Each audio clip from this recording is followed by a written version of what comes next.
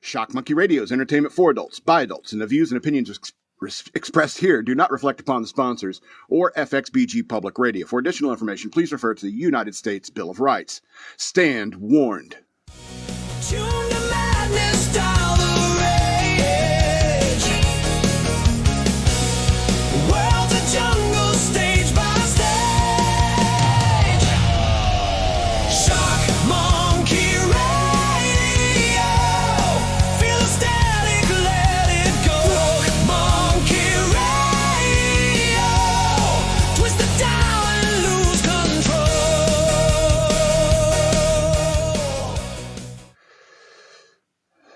I remember, I think it was the first season of Rick and Morty. You watched Rick and Morty, right? Where there's an episode where Snuffles, the family dog, kept peeing on the carpet, and Rick was not Rick. What's his name? Jerry was like, "Hey, is there something you could do to keep the dog from peeing on the floor?" And he's like, "Yeah, sure thing." He gives the dog a little smart helmet with one battery in, and instantly Snuffles is not peeing on the floor anymore. Super duper. Seems okay, right? Nope. Sooner or later, Snuffles, he starts understanding more and more. Eventually, somehow puts more batteries in his helmet. And next thing you know, you wake up in the middle of the night, and there's Snuffles in a mech suit, asking, "Where are my testicles, Summer?" You bring up that image for effect? Is that you doing a Rick voice too? Yeah, sorry, a little slow on the uptake here. And there's Snuffles in a mech suit, and all of a sudden, this has become a nightmare for me. I had a nightmare of this because the Snuffles looks very much like my puppy Dash, and now I have a whole new fear unlocked. I guess the good news is that I don't have a smart helmet anywhere in my house. Clearly, I never had one ever. So I guess I don't have to worry about that. Plus, there's the whole thing of how does a dog build a mech suit, even if it's super intelligent? That's what I wonder. Maybe it was hypnotic suggestion. I don't know. But they didn't cover that in the episode. So, new fear unlocked. I think my dog's going to build a mech suit and ask me in the middle of the night, "Where are my testicles, Scott?" I'm like, holy shit, you know my name? And it would be funny if I went to show how smart my dog was to other people, but then it becomes that WB Frog episode where it's he sings and dances, I swear, and nobody believes him. Anyway, welcome to Shock Monkey Radio. I'm your host, the Madman. This is what it's like around here. I remind you, I have a Patreon. Please go to patreon.com/shockmonkeyradio. Become a patron today. I'd very much appreciate that. Or you can send me money through Cash App. Use the hashtag shockmonkeyradio, all one word. You can follow me on social media over here, where my water bottles were. All right, so I got good news maybe for you, maybe bad news, maybe a little bit of both, a little column A, a little column B. So there's not going to be a movie review today, so I'm sure some of you are like, yay, but I am definitely doing a coin of the week, and a lot of you are like, oh. I know you don't like the coin of the week. I keep clipping them, and nobody wants to watch this. Am I the only one who's interested in this kind of stuff? Or is it like this? People who actually collect coins do not want to hear me talking about coins, because it's not like I read anything about it or follow it or anything. It's just look how goofy this coin is anyway. Anyway, so I didn't do a movie review but I did kind of I was kind of interested in watching Daniel Day-Lewis. And so I watched a couple of Daniel Day-Lewis movies, which were Gangs of New York and There Will Be Blood. And arguably, these are very good movies. And Daniel Day-Lewis, you could pull him up. Let me get mad at this picture and get that out of the way. So I was watching these Daniel Day-Lewis videos, and this scene is one of the most infuriating scenes in a movie. I think Martin Scorsese and Daniel Day-Lewis should be put up on charges for desecrating the American flag. You can argue, it's a vintage flag. It's not really a flag. But I don't know. It's a flag of the Union. And I don't know if you know people who've served in the military, but I take the flag very seriously, our national ensign very seriously. And it is very much illegal to wear this clothing, even if you're filming a movie. I'm sorry. And I know Martin Scorsese was trying to make a Godfather-like scene when he did this scene. and where he's like, oh, there's no real difference between the criminal element and government. And it's like, get bent with that shit. Not everyone's as corrupt as you are. Anyway, so I was watching these Daniel Day-Lewis movies, and I was wondering, the thought really just struck me, method acting is stupid. I mean, if you think about the character that Daniel Day-Lewis played in Gangs of New York and the character he played in There Will Be Blood, how much difference is there really in that character? And how long do you got to stay in character before you figure out how it is, how to be a complete tool bag? I mean, I don't know how hard it is to be a big wet flapping douche to everybody, but I figure after about 2 or 3 hours of being like that, you could be like, okay, I think I got this down. All right. It seems to be easy to be mean to everybody. All right. So I don't understand why an actor would need to spend 6 months learning how to be, live in, 1840s, 60s New York. All right. I mean, unless you're going to through an intensive language course to learn an Irish brogue and make it convincing and not insult the Irish people like I am right now, and you're like, there's a little bit of Scottish in there. There's a little, so obviously I would need a what do they call, a verbal trainer or dialect coach, especially if you're playing a character who's maybe English or German. What was his name? Poole. Yeah. English immigrant. William Poole was the name of Bill the Butcher, and a real person. And so that's a Poole, I think, is an English name. And so you got to get the English colloquialisms and idioms down. But do you need to spend 6 months or a year in costume, in character, walking around using anachronistic idioms, confusing the shit out of everybody, and being a tool bag on top of it? Is that really necessary to act? If your character is, if you're playing a character who's been up for 3 weeks just doing cocaine, do you stay up? When are we shooting the scene? All right, 3 weeks before that, I'm going to start doing cocaine all the time so that I'm in character when we start shooting the scene. That's not acting. That's being. Right? So, how can you be pretentious and be an actor? How can you think you know anything and be an actor? This doesn't seem that hard. And it seems so easy that you'll make it hard for absolutely no reason. All right. I also, when I was thinking about this, I thought about the, you watch the behind the scenes footage of Man on the Moon with Jim Carrey. And you're like, and they're like, oh, Jim's always in character as Andy, as Tony Clifton, walking around being an asshole to everybody. Isn't that cool? It's like, no, I think it's just some asshole actor who found an excuse to be a dick to everybody. Oh, it's just in character. I don't know. You really hurt my feelings, Jim. You really hurt my feelings, Danny. You suppose he hates being called Danny? I could take you over my knee, Danny. And he gets mad. You're not my father. Don't you get the idea? These are the... I went to high school. The band room was right next to the theater. All right? Same nerds. We traded the same comic books. We were all the same losers sitting at the same lunch tables. You're not fooling me, Daniel Day-Lewis. You're not fooling me, Jim Carrey. And you know why I like sitting at those tables? Because they were some funny people. Sometimes you'd run into a young Jim Carrey at your lunch table. Then he's like, and the whole time he's like, I want to be a comedian one day. I want to be an actor one day. And then finally, Jim Carrey finally becomes a comedian or an actor, and he becomes an absolute tool bag. Well, I'm method acting. Get bent. Were they always dicks? I don't know. It sure seemed like it now. So method acting is stupid. You remember in Tropic Thunder where what's his name? Tug Speed was walking around with his fake claw hands, so he's like get into the character of what was it, four leaf tayback? Wow, this memory of mine. Why? How hard is it to imagine not having hands? Oh, I'm going to pick the... Oh, can't do that. How hard is it to imagine today I'm going to be an asshole? Some days I wake up like that anyway. Dude, I don't know. Maybe you should cast me in the next asshole role. That'd be a good title for today's show, but I don't think we get a bunch of hits. Now, let's talk about this next thing. I had an interesting conversation with this person about horses, about a couple things I said about horses lately. I like how people are like starting to catch on. They're starting to understand. It's like, oh, you're right about horses. Yeah, they could kick through like a building. They could bite your hand off, you know? They're starting to get it. But there's also a lot of weird questions I've been getting. Like last week I said, it's like we could start, I'm okay with the war in Iran because there's like 100,000, 150,000 horses in Iran, and if they're collateral damage, so be it.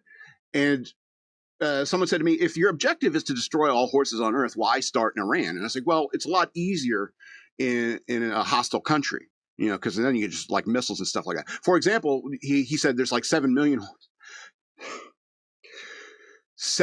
horses in the United States. Whew, my heart rate just went up. Excuse me.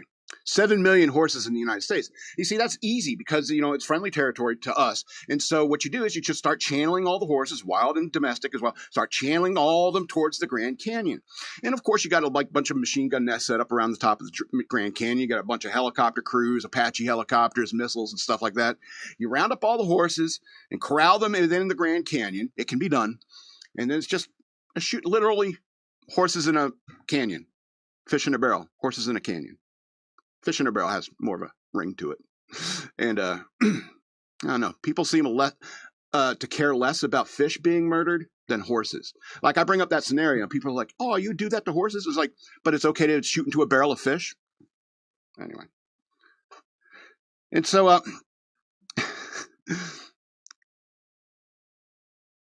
there's like 7 million horses in America. Why start with Iran? It's like, because it's, you know, it's enemy territory.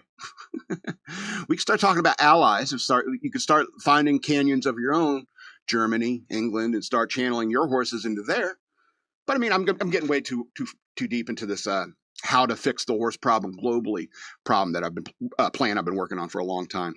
You can't claim to be a supervillain without having a plan, something like that. Anyway, so that was my answer to him about there's 7 million horses in the United States and 150,000 in Iran. Why start there? So that was my answer to that. And then he said this really weird question. I don't know how people always seem to find a way to trace everything back to racism or push everything back to racism. And I was like, what the hell? This is way out of left field. And he's like, you say that horses aren't native to the continent of North America, but would you say that black people are not native to the continent of North America? I'm like, what are you talking about? White people aren't native to the continent of North America. You know, it was white people who brought the horses over here. You know what I mean? I can't afford to be racist when it's us against the horses. All right. Black people are not horses, dipshit. How can you, why would you bring that up? All right. Black people have these things. They have these things. Eventually they could have gotten in boats and gotten to North America. All right. Unfortunately, colonists got there first, and like they actually brought technology with them. All right. And plus there's evidence of African, like sub-Saharan African DNA in like the southern tip of South America. Because when we were closer to Pangea, I mean, there could have been a point where you could have just swam across to South America from Africa. You know what I mean? And so they could have even gone further west into the friggin' Pacific Islands. Holy cow, I'm blanking. Pacific Rim, maybe even as far as Australia. Horses cannot build boats. They would never have gotten here if dumb white people didn't bring horses in the first place. I understand there was a necessity back then. They didn't have cars invented. But once cars were invented, you should have shot them all. Should have shot them all. And I don't know why you keep thinking this is a racism thing. Well, it just seems like it could be racist coded. And it's like, would you stop with that nonsense? Stop with that nonsense. People have been going all over the earth for a very, very long time. Boats have been around for a very, very long time. All right. And you know who invented it? A horse. Just kidding. A human being. A human being with hands and a brain. That's how you can tell human beings from horses. They have these things, not giant toenails growing out the ends of their hands. Ugh. Anyway. I had to say it on the show because he's one of those guys. It's hard to get a word in edgewise. Speaking of which, I talked a lot about the Iran war, and I'm going to talk about it a little bit today, last week. But before the show, I came in here and EK was just started going off about the war in Iran. And we're friends and everything, but we have very different opinions. Even though we both fall on the conservative side of the line, we have very different opinions. And he's just going off and off and off. And I'm just like, did you read my notes? And he's like, no, but listen. And he's just one of those guys. He's one of those guys he can't get in a word in edgewise with. And I'm like, okay, fine. So I'm just listening to him rant. And I'm like, okay. And I'm starting to get like real nervous. Is he going to get like, when I'm doing my show, is he going to jump up and say, man, you're wrong about this and screw up my rhythm and all that? And it's not like he's not known for that. And so I had to stop him and say, dude, are you going to be jumping in during my show? Did you read my notes? And he's like, no, I didn't read your notes. It's like, well, I don't want you jumping in the show because you're going to screw up my rhythm and where like the point I'm trying to make. And he's like, oh, no, dude. No. Listen, I was talking to my dad about this, and he's one of these guys that just can't get a word edgewise with him. This is what he said about him, and you know, genetics. And so I was having this conversation with my dad, and he's talking about a lot of stuff about the Iran war. And I was like, I wanted to get something in, but I can't get a word in edgewise with the guy. And finally he leaves, and then I know you're coming here, and you're not the kind of guy who's going to be like, shut up, I don't want to hear what you want to say. But I understand your concern. You don't want me jumping in on your conversation in the show. And I said, well, in that case, I'm always good on these terms. Unload, my friend, unload. And that's the power of silence, my friends. The power of silence. You know, there's one thing I really liked about that movie Dogma, where somebody asked Rufus what Jesus was like. And he says, he just liked listening to people talk. You know, I do too. I also like listening to myself talk. I don't know if Jesus liked that. I don't know if, like, after the Sermon on the Mount, he came down and was like, boy, man, I really love the sound of my own voice. Or if any of the disciples said that to him, like Thomas was like, boy, Jesus, you really love the sound of your own voice, don't you? And Judas is there, oh, you got him good. Man, what's wrong with my imagination? Anyway.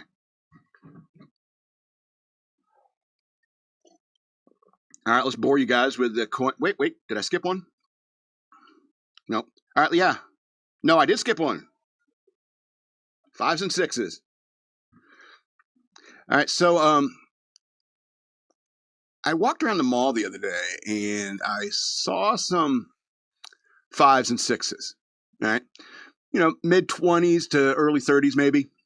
And I was like, that's a decent looking group of girls. And it's different than like you go to the mall and you see like a bunch of 9s and 10s walk by and you're like, whoa. And you and everyone else is going, whoa. Yep. If you watch Letterkenny. And so you see them walk by and you're like, a bunch of 9s and 10s, they turn a lot of heads, you know what I'm saying? But I'm telling you, something just like flashed in my head. Maybe it's the fact, it's like, oh, I passed a store window and realized, oh, I'm ugly. I am less than 5. So wouldn't it be easier for me if I like shot towards a 5 or a 6? Maybe that's what I thought. Because after all, 5s and 6s are more approachable than a group of 10s. You know what I mean? He's like, oh, it's sexist to talk about women in this way. He's like, get real. All right. Everyone wants loves, even the 3s, even the 2s, even the 1s. All right. And so I'm just hoping one day I can get a 5, maybe. After all, it's like, aren't they the best? They're probably the best. You know, if you date a 10, a 9 or a 10, and every time you go out with her, like she's turning heads. God, you go off to the bathroom, some dude's at the table when you come back trying to get her number. Happens all the time. I have cousins that are less genetically related to me, and they're very good looking. And so I would go out with them, and I'd have this cousin, and I seriously, I went to go flick a cigarette butt, and I turned around, there's like 3 guys talking to her already. It's like, holy cow. And I asked her, it's like, is this like, because last time I talked to her, she was a little girl. And she was like, is this like what it's like for you all the time? And she's like, yeah. And it's like, geez, why would you go out in public at all? And so you get this whole, and it's, this whole headache of like, she's just all constantly catching attention. And I'm not saying 5s and 6s don't catch attention. After absolutely they do. They caught my attention. And after all the 5s and 6s, that's where the bell curve is. That's where most of them fall into. That's where the meat and potatoes of human civilization is being propagated, is within the 5 and 6 community. The 1s, they don't get to, they don't breed a whole lot because, they're 1s. The 10s, they don't necessarily breed a whole lot because they're either unapproachable or they're fastidious. And this applies to male or female too, or they're just, think they're too good for everyone to the point where they actually make themselves too good for everyone. And, but the 5s and 6s, man, that's a girl you can fall in love with and marry. You know, someone who isn't going to draw a whole lot of attention. You know, she'll have bury a couple of your kids, and her butt will get so big that even black guys don't want to hit on her anymore. Which you know is a lie. So, but I mean, that's where like the meat and potatoes of human civilization is. So, I mean, if you can get yourself a 5 or a 6, you know, lock her down. You know, you don't want to like be chasing around a 10. You know, you don't want to be at work wondering if she's banging the guy across the street that you know is in better shape than you, or better looking than you, or richer than you. You'd always be worried about that. So if you want to be happy for the rest of your life, never make a pretty woman your wife. So from my personal point of view, get an ugly girl to marry you. Hey, Eric, write that down. We could turn that as like a hook for a song. We can get Avery to rap it or something. I'm so original. All right, let's get into the coin of the week. You ever been to Turkey? Me neither. You want to go to Turkey? Me neither. But I got this coin. Obviously, I mentioned that I got a lot of these coins while delivering pizzas. And people knew that they could get away with not really tipping me by giving me this stuff. So this is a 50 Kuru piece from 2009. Let's see what Grok said about it. It's 50 Kurus, which is about 0.50 Turkish lira, which is still Turkish lira is still used in Turkey. However, they do accept the euro in some transactions. So they're Turkey. Like some people say, Turkey's part of Europe, but they still kind of don't use the euro, which is smart on their part. England was super smart. Get out of the euro. That's what I'm saying. That's what Napoleon would say. Get out of the euro. No, he wouldn't. He'd be exiled from the euro. Anyway, this is from 2009. The obverse side, the one with the portrait, is left-facing profile of Mustafa Kemal Ataturk. Hope I pronounced it anything close to properly. He is the founder and the first president of the Republic of Turkey. He is surrounded by the inscription Turkey Kum Hurriyeti, which means the Republic of Turkey. Republic. On the reverse side, it features the value 50 Kurus, year 2009, and you can see like the like river kind of into the coin. It shows it flowing up under the bridge. That's kind of neat. I like that. I also like these bimetallic coins. All right, the reverse, it features 50 Kurus a year, depiction of the Bosphorus Bridge, also known as the July 15th Martyrs Bridge, or the Bosphorus Strait Bridge, which connects European and Asian sides of Istanbul. It is also a map-like outline, likely of Turkey, integrated into the design. Yeah, that's like the separation between like Turkey and the other side of Istanbul. Is it still Turkey? I don't know. European Asian size, also a map. It's a bimetallic coin, brass center and copper nickel in the inner ring, with specs around 23.85 millimeters in diameter, 6.8 grams in weight. This design type has been used for the 50 Kurus since 2009, continues to be in circulation today with minor variations over the years. Standard circulated coin, very common, millions minted in 2009 alone, and usually worth only face value, or tiny premium for collectors in high grade. No special rarity. So this is another one of these coins that is looks like it costs more to make. You know what this is worth in US dollars? 1.1 cents. The nickel's got to cost more than that. You know what I mean? The copper's got to, if you got like a big bag full of these, and you knew some miscreants in your neighborhood, they'd start punching out the center of these things and take it to go get the copper melted down. You know what I mean? And they would probably make more than what this actual coin is worth. And somebody tipped me with this. What a nice thing for such a Islamic person. Because I don't know if you know about Turkey, but it's Islamic and it's a big mess. And when you talk about a bridge connecting two sides of Istanbul, there's a word that pops to mind. It's like target. Anyway, so that is the 50 Kurus piece. And you want to know the luck factor in that? Because I actually did the scratch ticket thing on Friday with this guy, and the luck factor of it is about 25%, I would say. I bought two $10 scratchers, and I went and scratched them with this coin, and one of them won me $10 again. So what I do when I make less than what I put in is I take it back to the machine and I buy like two lower denomination cards. So I put $10, redeemed $10, and went and scratched the two $5 tickets with this one and won nothing. So luck is about 25% on that. So not very lucky. One of these days I'll win big. I'll win big, and I'll do one last coin of the week, and then I'll frame it and go buy a mansion or something like that. Who knows? You win millions of dollars these days. What's it worth? What's it worth? All right, let's get into the news worth knowing. What?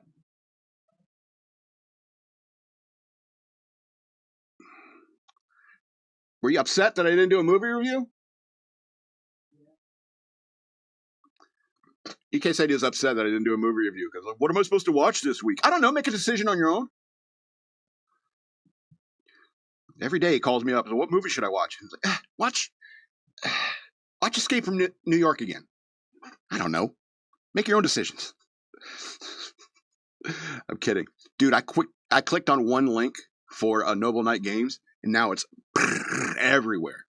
Holy cow. All right, cargo ship, there's an update on the war. So cargo ship hit by a projectile in Strait of Hormuz while Iran launches fresh attacks on Middle East. Didn't they say they were not going to attack their allies anymore? Anyway. Or I mean Middle East targets of U.S. and Israel. Anyway. U.S. Central Command said Wednesday that Iranian ballistic missile and drone attacks have dropped drastically since the first 24 hours of Operation Epic Fury. Admiral Brad Cooper said Iranian forces will continue to deliberately target innocent civilians in Gulf countries while hiding behind their own people as they launch attacks from highly populated cities in Iran. Yeah. Admiral Brad Cooper. Do you suppose if they make a movie about this war, they'll cast Bradley Cooper in that role? Talk about method acting. Okay, Hezbollah and Iran reportedly unleashed coordinated cluster bomb strikes on Israel in a major escalation on Tuesday. The Israeli Defense Force said on Wednesday, starting wide-scale wave of strikes targeting Iranian terror regime infrastructure across Iran. The IDF and Israeli forces have begun striking Hezbollah infrastructure in Beirut. So I guess this is the first time Hezbollah popped its head up. They're still out there. You know, they're like, hey, didn't you destroy all their shit like last year? These people are relentless. Okay. They think God wants us all to die because we don't pray the same way or as often as they do. Eat the same way they do. Convert or die. This is the way these people think. Anyway. Unidentified projectile reportedly struck the Thai flag cargo ship in the Morani Nari. The ship, the name of it is the Morani Nari, off the coast of Oman in the Strait of Hormuz, setting the vessel on fire. It comes as Iran attacks commercial ships across the Persian Gulf and as Iranian drones struck Dubai airport. UAE said Wednesday to scramble fighter jets in response to missile attacks and incoming drones from Iran. Yeah, I don't know if you know that, like these, Iran is like, it just started shooting at stuff. When it all started over like the first like 48 hours, it just shoot at anything. And even hitting like targets in neighboring Islamic countries. And even there, like, you know, Saudi Arabia and UAE, they're like, what are you doing? Like flailing about, you know. In Iran, you know, they're really running out of resources. I guess like they must have had a bunch of stuff left over where Hezbollah is. And they're in what, Beirut? Yeah. And you know, Israel has been striking Beirut for a while. And so, you know, they're kind of in their death throes. And so, but people still, like, oh, how long is it going to last? Is it going to be troops on the ground? It's like, maybe. But like I said, it's like, I think Trump has a G.I. Joe kind of view of the military, which I like. It's like, no, we don't need a bunch of tanks and stuff with lines on a map. This isn't World War II after all. We don't need all that. You just need a highly elite team. You just need, because you're dealing with this ruthless terrorist organization determined to rule the world, which is what Islam is. A ruthless terrorist organization determined to rule the world. It's like, so we just need something with a code name for America's highly trained special mission force. And its main objective is to defend human freedom against Cobra. And I think that that's how warfare should be conducted these days, because war evolves. You know what I mean? And that's what I mean. Is like we were talking last week about the the torpedo taking out the ships, and they're like, I think it died. I don't know. Skip that part. And it's like they're using this older technology, and it's like, well, we have it sitting around. We're probably never going to have a chance to use it again. Anyway. All right, so the war's still going. I know a lot of you are still upset about that. They're like, oh, it should have been over by now. I was like, what are you talking about? And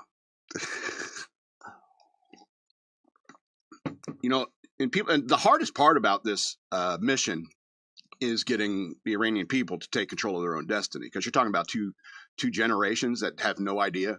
They have to go to Grandpa. It's like, Grandpa, tell me what a miniskirt looks like. It's like these people have been living in a time machine. And so it's like that one Twilight Zone episode where the guy gets stuck in the past. And it's all like the old-timey musical with the subtitles on the screen. And he's sitting there complaining. It's like, oh, I miss vodka. I miss I miss automobiles. I miss bikinis. All right, let's go to this attack in New York. News story. I'm sure you've heard about this. This is from Bucks County, Pennsylvania, where these two, would you believe it, like Islamic terrorists in the United States, radicalized here. So two Pennsylvania men accused of plotting an ISIS-inspired terror attack in New York City were, quote, strangers before the alleged plot, an attorney for one of the suspects said. Could you imagine building an IED for a guy you haven't met yet? Hey, man, you want to meet me at Starbucks? You got the IED ready? Yeah, I'll meet you at Starbucks. I'll be wearing a blue hat, Pokemon shirt. Anyway, so in Back to the Future? Yeah. No? Doc promised to build those Iranians a bomb? Oh, yep. Maybe. Doc was promised them to build the Iranians a bomb. No, they were Libyans. Libya, you're right. They were Libyans. Boy, you just pissed off every single Libyan viewer. All those Libyan viewers go, I have one of those coins. So the years of the names: Ibrahim Kayumi, 19, of Newtown, and 18-year-old Emir Balat allegedly threw live explosive devices into a protest that was taking place outside of Mayor Zoran Mamdani's, Gracie Mansion residence on Saturday after traveling from Bucks County to Manhattan, federal officials said. That's a really long sentence. Throw some periods in there. Balat's lawyer, Mehdi S. Midi, claimed that reporters that the two men didn't know each other prior of the attempted attack.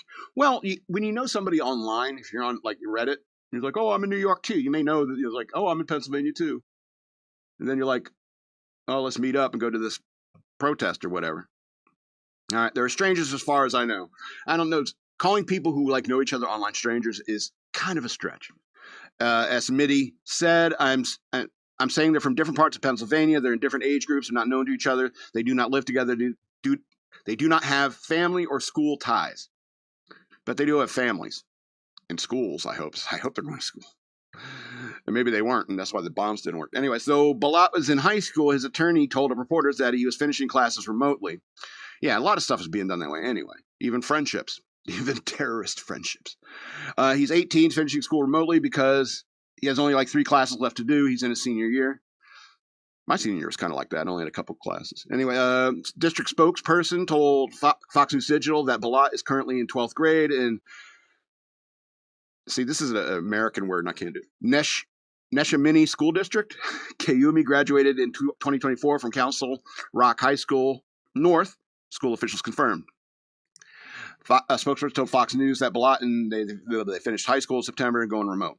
Prosecutors said in the complaint that a series of pictures show the men handling the alleged bomb, which was later determined to have contained TATP and had nuts and bolts attached with duct tape. Okay, NYPD Commissioner Jessica Tisch said Monday the devices were real. and capable of causing serious injury or death. This is being investigated as an act of ISIS-inspired terrorism, Tish said. While at the precinct station after being arrested, Balat allegedly wrote and signed a pledge of allegiance to the Islamic State, according to federal prosecutors. All praise is due to Allah and Lord of all worlds. I pledge my allegiance to the Islamic State, Balat allegedly wrote. We take action. Search warrant was executed in public self-storage facility in Longhorn. Public storage self-storage facility in Langhorne on Monday evening, a source confirmed Fox News.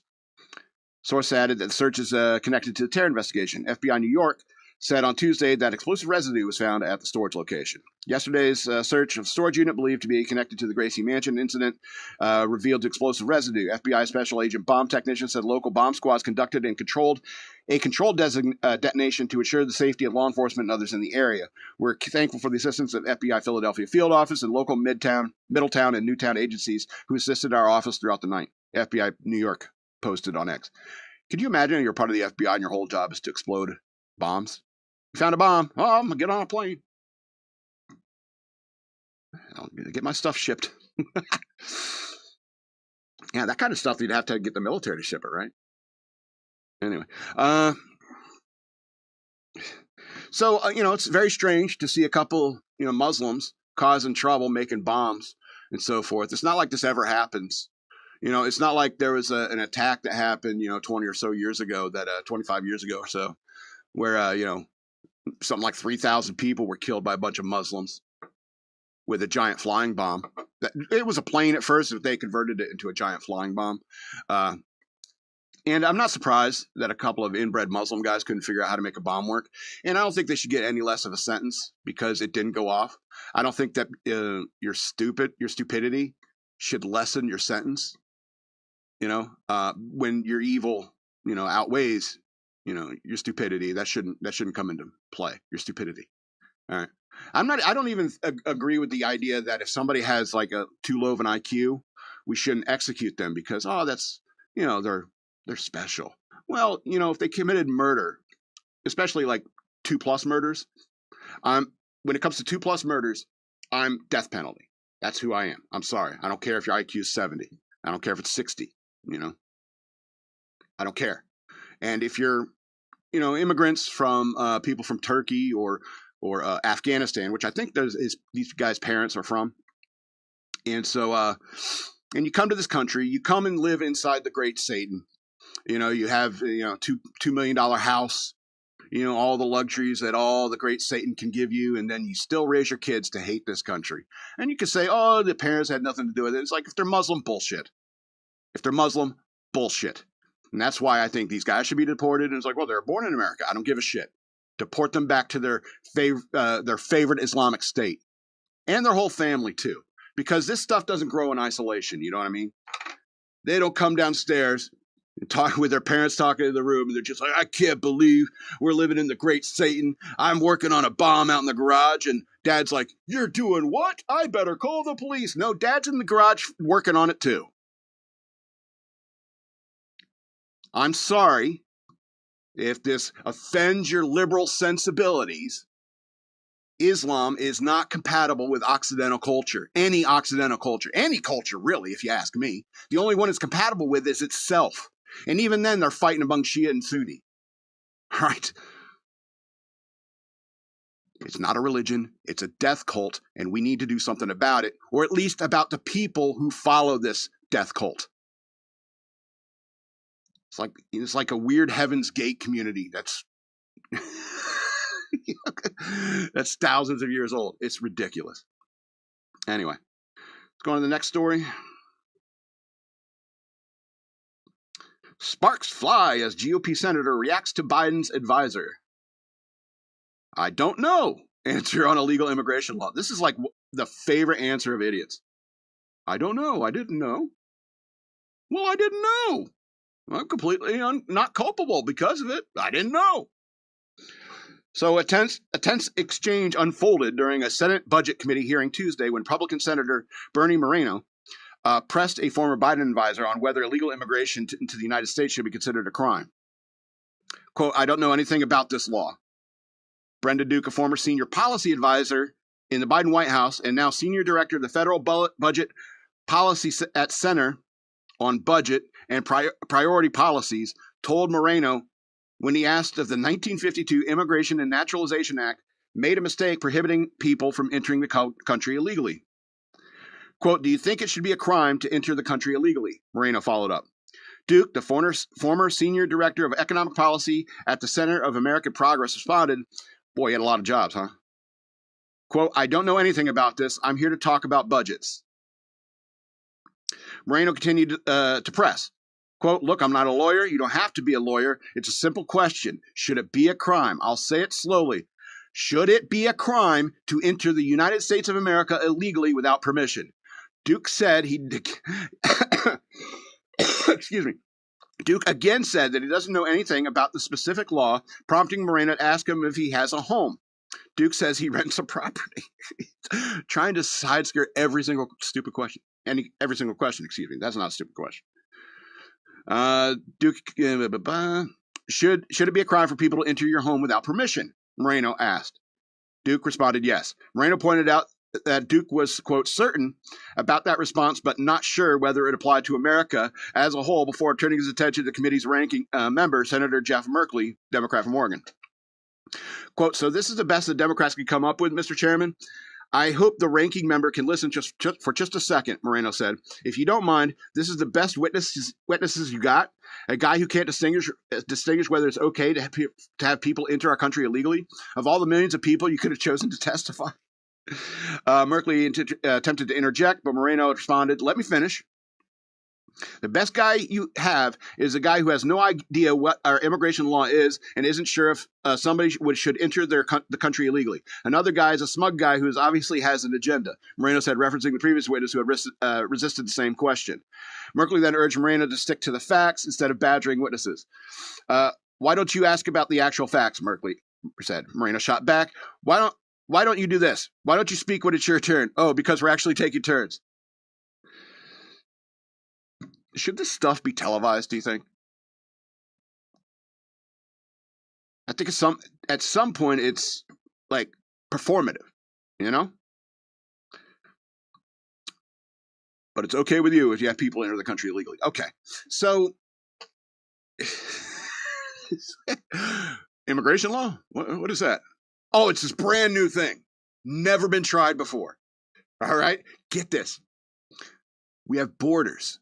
Right? And we defend those borders. And we keep people who don't belong in this country out. Immigration law. That's what we're calling it. It's like, where'd you figure up that word? Oh, we're playing what's that, Wordle. And I had a little hack. And everyone contributed a letter and we made anagrams and just anagrammed it until it came out with immigration. Never been tried before. I have no idea what you're talking about. And you know why he's evading this question? Is because he knows he cannot say yes to that because the whole structure of this, it all comes tumbling down. The whole fantasy that like, oh, we need to protect these illegal immigrants. It's like, it's not like they're killing people or doing crimes. It's like, and even the ones that aren't doing crimes, they still snuck into the country illegally, which is a crime. All right?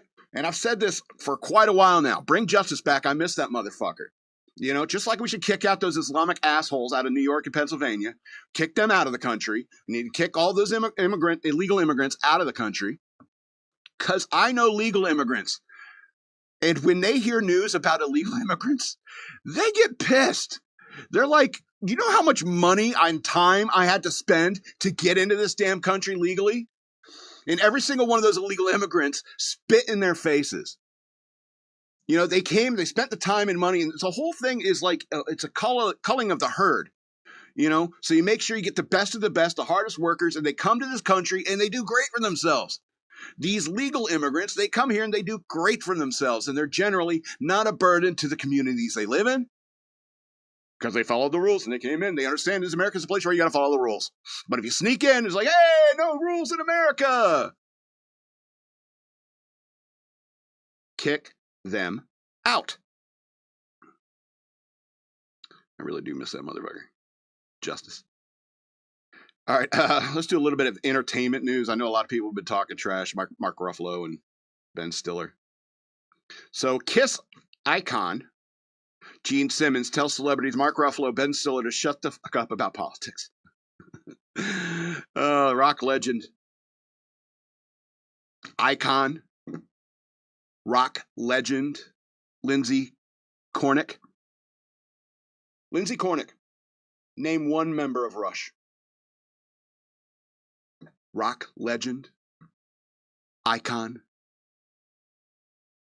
one member of Rush.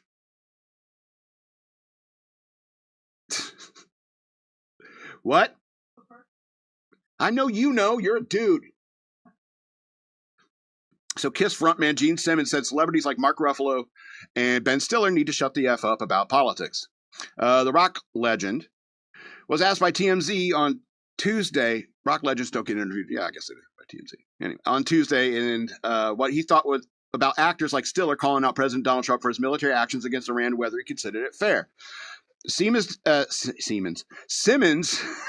dismissed Stiller's comments by sarcastically remarking, quote, because everybody in the world should listen to what actors, comedians say because they're so qualified. That does sound like Gene Simmons.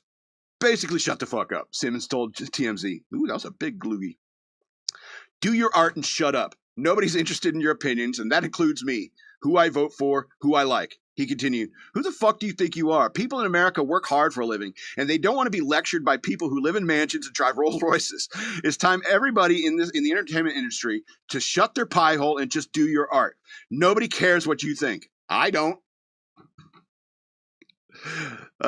Simmons then marked Ruffalo, whom he pronounced as Mark Buffalo, for frequently voicing his opinion on politics before reiterating, I don't care.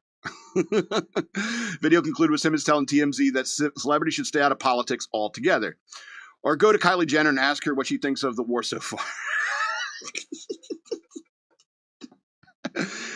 He could be a complete douche, but I can see it still makes me laugh. The guy was a clown, literally. A clown. A dark, evil clown. And that's what I mean. It's like Gene Simmons is like the douchiest douche to ever have douched. I actually think I would like hanging around Ben Stiller and Mark Ruffalo more than I would like Gene Simmons. Because I've heard crazy stories about him and women. Anyways, Simmons and the rest of the members of KISS were honored at the Kennedy Center in December by President Donald Trump, whom Simmons says he has known on and off for the last few decades. Yeah, I bet. Simmons himself has largely kept his political opinions to himself, but has more recently criticized efforts to push politics onto fellow Americans. Quote, it's nobody's business who you support, Simmons told CNN's Inside Politics in December. Nowadays, people engage in, so are you pro or, and my first question is, who the fuck are you? Who are you? Is that a Who quote? Who the fuck are you? Who are you? Since when does who I support or not support is this the business of anyone except my conscience? He added, but literally, have a sense of humor. Take a pill, shut up, and stop worrying about what your next door neighbor believes or doesn't believe. It's their America too. Exactly. It's our 250th birthday coming up. Invite your liberal friends over. Invite your conservative friends over. Enjoy a beer. Enjoy a burger. Live like an American. We don't have to talk politics all the time or segregate ourselves based upon our political opinions. Even the conservative party, there's people who are like, they're against the war, they're not against the war, and people like why are you all so tribal all the time? It's like, oh, he doesn't 100% agree with me. It's like, okay, Tucker Carlson's going crazy. I don't care. People go crazy. I don't care. I'd still hang out with Tucker Carlson. I bet he's a blast to hang out with, even if I disagree with him. Same with Ben Shapiro. I bet he's a blast to hang out with until Friday night. You got to go? All right. Are you allowed to roll up characters? I want to ask ChatGPT stuff like that. If you're Jewish, can you roll up a character on Sabbath? And the answer is no. No. You can't roll dice. And so, yeah, Gene Simmons, I do not like the guy, but I like what he said. Sometimes a pig pukes up a pearl. Maybe that's the title. It's Puke, though. These censors, man. All right, so it's 2 happier stories, and then we'll be out of here. 10 minutes. Girl Scouts troop or Girl Scout troop draws buzz after runaway cookie sales outside a cannabis shop. Who would have ever thought? Girl Scouts of Central and Southern New Jersey rejected the idea in 2024 before allowing one troop to try it this year. A New Jersey Girl Scouts troop. Is it Girl Scout or Girl Scouts troop? Anyway, let's see who wrote this. This is Deidre Bardolph. So she's female. I'll trust her take on it. All right, so, because I don't know about you, I wasn't in the Girl Scouts. They found cookie sales in high demand outside of a cannabis dispensary. But the move may have landed the group in hot water with the organization's leader. The troop, see, now that's singular. which has not been publicly identified, first sold cookies in February outside Daylight Cannabis in Mount Laurel in the Garden State. Despite the success of the initial sale, the group no longer plans to return the shop, the owner told Fox News Digital on Friday. The partnership capitalized on marijuana-induced cravings. It quickly drew attention online and in the local media, and licensed dispensary's owner called it a success that boosted traffic to both the cookie booth and the shop. See, I can't talk, and I'm thinking, somebody had to write that down. How does this work? And then they got a quote. You use cannabis, you get the munchies. Daylight Cannabis owner Steve Cassidy previously told NJ.com. Do you know how much of media today is just people saying common sense stuff? Like, I'll listen to Matt Walsh talking, and he's like, I never thought I'd have to live in a world where you have to say stuff that's this obvious. Boys cannot be girls. Seems obvious. You smoke weed, you get the munchies. All right, there's a connection between snacks and cannabis, and the fact that we don't have to pretend that it doesn't exist anymore is really awesome. Freaking potheads. We don't have to pretend we're not hungry just because we're hungry. We can pretend we're really stoned. That's why we're hungry. We don't have to pretend anymore. He's like, no, I've been working hard all day. Yeah. Okay, so I don't think 5 years ago would have seen anything like this, Cassidy said. The idea was rejected in 2024 by Girl Scouts of Central and Southern New Jersey, the regional council overseeing the local troop. Cassidy said. This year, however, one troop was reportedly allowed to sell outside of the dispensary on a trial basis. The Girl Scouts pop up in grocery stores and other large public places. You've seen them, right? I picked up some Thin Mints. I asked him, what sells the best? And we both at the same time, Thin Mints. Everyone loves the Thin Mints. Anyway, put them in the freezer. Oh, yeah.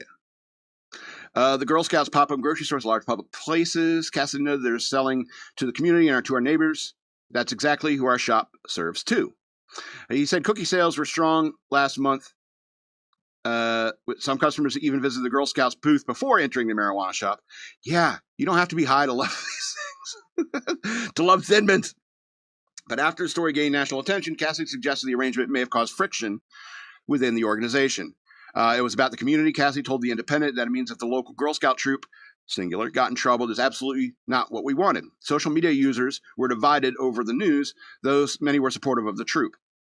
On Facebook, one woman praised it being a brilliant marketing strategy. I don't know how brilliant it is. It seems pretty obvious. I have an idea. Sell cookies to stoned people. When I sold candy bars for my literary magazine in high school, you know who my best customers were? They smelled like pot. Let me put it that way. Fox News Digital reached out to Girl Scouts of America for comment. I guess I didn't get one. Facebook, a post on the dispensary's account said Friday, we were happy to host the local troop outside Daylight recently. Supporting our community, especially young entrepreneurs, is something we care deeply about in locally family-owned business. At this point, the troop is not okay. We just seem to be running around in circles here. But my point is that should little girls be hanging around a dispensary? Have you ever heard what the Beach Boys might refer to as a tropical contact high? Way down in Kokomo. Sorry. Sorry. So I don't think little girls should be around a dispensary. You know, it clearly, I mean, you could argue it's like everywhere smells like marijuana these days. Like, I understand that, but I mean, a dispensary, it really specifically reeks. And plus, I don't know if you've been to a dispensary, but twice a week, like some people. But I mean, there's shady characters going in. There's shady characters going into tobacco stores. Well, I guess because that's where they sell them. Anyway. So I don't necessarily think little girls in uniform should be hanging around a dispensary. It's like for example, say you have like a club in your town. And it's like, all right, here's the club closes at 2 here in Virginia. The club closes at 2. And so the Girl Scouts will come at midnight, hang out outside this club, selling Girl Scout cookies. And you see a bunch of drunks falling out. It's like, oh, yeah, I could go for some. What are they? They changed the names of all of them, the tag-alongs. They changed the name of them. Give me some of those. And of course, I want a box of Thin Mints. Everyone gets a box of Thin Mints. Would that be unethical? Or would the argument be, that it's really late for young girls to be up? They should be sleeping. They have school in the morning and so forth.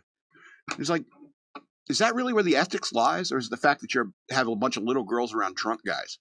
And the ethics of like selling outside of the dispensary, is it about, selling cookies around stone guys? And girls, I suppose. All right, last story, and then we're out of here. This actually sounds really fun. A Finnish pair wins a barrel of ale in an annual wife-carrying contest in England, looking for wife to move to Finland with. Or is Finnish Finland? Anyway. This comes from London. To have it told took on a new meaning for about 24 couples who put their relationships to the test on a grassy hill in southern England. See, this is from the AP. This is way better writing. Wives and girlfriends clung on to dear life to their partners as they carried them up and down a hillside in the UK. Wife carrying race. For the UK wife carrying race, one of the country's quirkiest annual sports events.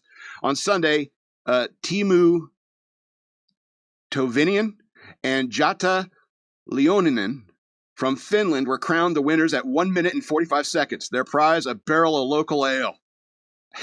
The awkward foot race is in Dorking. Really? The name of that town is on the nose. Dorking, Surrey, is said to be inspired by the 19th century Finnish legend about a gang that pillages villages and steals the women. We made rape and pillage fun. Remember when we had to deal with this? Damn Vikings. 19th century. So that's when it started, I suppose. These days, the emphasis is on lighthearted fun, silly costumes that are courage, and racers can be male or females carrying around anyone over 18 weighing at least 50 kilograms. 110 pounds. So you like, hey girl, how much you weigh? 90 pounds? You want to win a barrel of ale, babe? Nope. Sorry, sir. But it's in English. Sorry, sir. She's just way too underweight. She needs to be at least a stone more. I just pissed off all the English people. Those under that weight need to carry a rucksack. Oh, so they can include the 90-pound girl. They need to carry a rucksack filled with flour or water to bring them to the maximum weight. Why not just a weight? Flour or water? Is it for the bulk? Anyway. You do not have to carry your own wife. It could be someone else's or a mate, girlfriend, boyfriend, sister, or brother. I don't know about it. I don't know. I kind of want to look at the rules and start striking stuff out of it. And make it 2 barrels of beer. They should ideally weigh less than you do. Does the male have to carry? Anyway, couples can choose carrying techniques. Imagine you're in the pubs of Dorking, and you, oi mate, you running tomorrow? How's your wife going to hold on? What technique is you using? I'll tell you the way I'm doing it, yeah? Distance race up a gently sloping hillside and back down, clearing obstacles like low rolls of hay bales and having buckets of water thrown at them for good measure. This sounds fun, even not if you're not competing. The course is 380 meters or 416 yards. It's a long way into the circumstances. While still niche, the Scandinavian sport has a following in the UK, United States, and Australia, Poland, and other countries. The race in England first started in 2008.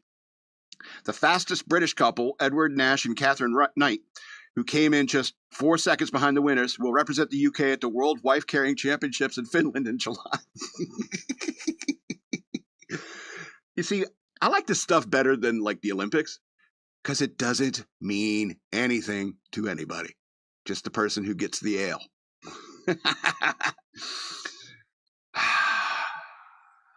Don't worry, be happy. Everything's going to be okay. This has been Shock Monkey Radio. I'm the Madman, and I love you. What? Oh, it's too fast? I have Patreon. Go to patreon.com/shockmonkeyradio. Become a patron today. Or you can send me money on Cash App. Use the hashtag shockmonkeyradio, all one word. Or you can follow me on social media. The madman loves you all, from the big to the small.